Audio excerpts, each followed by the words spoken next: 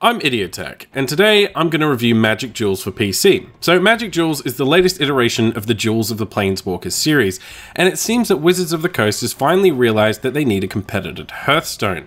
Essentially, it's a digital and simplified version of the card game, the physical card game that is, Magic the Gathering. Now, for those of you not familiar with Magic, if you've played or seen gameplay of Hearthstone, the core mechanics should be pretty familiar to you, although there are some key differences. Now, I'm not going to spend much time in this review explaining the mechanics of Magic because at this point, it's a well-established game and it's critically acclaimed. If you've never played Magic the Gathering, you really should, and I'll give you some recommendations at the end of this video. What I am going to do is examine the client and this version of the game. On day one, they had a number of server issues with this game, which resulted in the game actually being removed from Steam temporarily. Today, the game is once again available for download, and I haven't run into a single issue, which is fucking fantastic, honestly. For a developer to turn around that quickly, they should be commended. It's a great thing to see. A lot of games don't do that these days, Arkham Knight being a good example.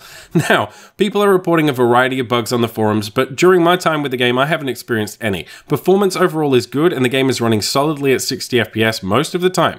I'm happy to see this, and, you know, the game is a lot more responsive than previous versions, so that's good too. My only real criticism here is the graphics options menu. It's as bare bones as it gets. Now, the game is far from complex visually, and the developers may well have optimized the game a lot, but I would still, at the very least, like to see some anti-aliasing options and a borderless window option. Now, the presentation is hit and miss, and this is a running theme with the Duels of the Planeswalkers series in general. The card art is excellent as always, the board design, while sparse, is better this time around, and it's much easier to see which phase of the game you're in, and I appreciate that a lot. The animations also seem to have received a few subtle tweaks and changes, which is good to see. Now, the problem is that with this franchise, the production values tend to be poor when it comes to the cutscenes and the music, and it's no different here, honestly. The cutscenes are so poor in this game, I think it would have been better off without them. They could have diverted those resources elsewhere and improved other areas of the game because, seriously, they are so bad. You'll be looking at them on the screen right now. They are awful. Okay, the music also isn't that much better, if I'm honest. Overall, the production values and presentation in this game, it's okay, but I would have expected a lot more considering this is Wizards of the Coast's attempt at creating a competitor to Hearthstone. It just lacks any of the polish and charm that is so very evident in Blizzard's game. The game has three core modes or features. The first of these is the story mode that features 5 campaigns, each containing 5 opponents for you to beat. The first of these is really just an extremely long tutorial. It took me about 2 hours to complete it. And while I appreciate that they're taking the time to teach new players how to play the game, it's not skippable, and so experienced players like myself are forced to sit through some pretty tedious content before we're allowed to access the other modes, such as online play. The rest of the campaigns are simply a bunch of varying scenarios for you to beat. The only incentive I really have to play through them is the gold reward, which is pretty high, but I imagine this would be appealing to newer players and people who are maybe intimidated by online play. It's a nice thing that they included this mode, it just doesn't appeal to me personally. The next mode is the battle mode, where you're given the option to either play versus a human opponent, the AI, or in a co-op mode known as Two-Headed Giant. It's good to see the return of Two-Headed Giant, as I know a lot of people really enjoy that format. However, I would have liked to have seen Sealed and Draft here as well. Games like Hearthstone, which this game is clearly trying to compete with, offer a version of Draft, and I see no reason why it doesn't exist here, especially when you consider that it was in Magic 2014. It's another example of this game being kind of lazy in its design, if I'm honest. As for the online play, it's solid. I had no connection issues at all, and I find opponents extremely quickly. This is great, and now that the game is free to play and this client will be the focus moving forward and they won't continually do iterations every year, I can rest assured that I'll at least have people to play with. That's a great thing. One thing I should mention is the seasonal ranking system and matchmaking. Currently, I have about 8 hours in the game and I've played about 5 to 6 online games. There seems to be a ranking system of some kind, however, it's never really explained, and so at this point I have no idea how it really works. It would be good to see them improve this going forward, or at least explain how it works to people. The other issue I have is with the matchmaking system. Currently, I seem to just be put up against random people of varying skill levels.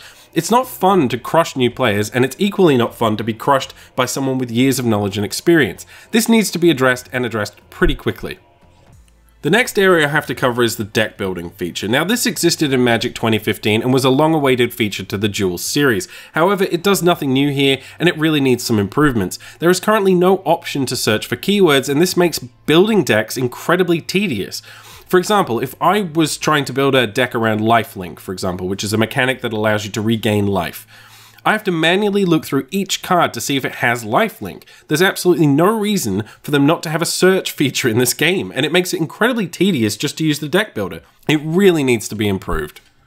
Finally, I should briefly discuss how the daily quest system works. Essentially, this is ripped directly from Hearthstone, with one exception, community quests. Essentially how this works is the developers will set a goal. For example, everyone has to play 1500 enchantment cards, and once this goal is complete, everyone gets 40 gold. It's a nice touch, and I think Blizzard should probably implement it themselves. But honestly, this system is ripped wholesale from Hearthstone, and it's incredibly uninspired. And while it's a nice addition to the game, it's just...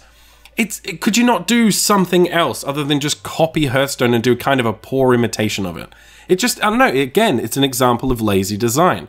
And overall, the modes on offer here are just okay. Everything about this game is just okay. It's bare bones, it's serviceable. And it feels lazy. It really does. It feels very lazy. And when you're trying to compete with a game like Hearthstone, which is a juggernaut at this point, you really need to do a lot more than just okay.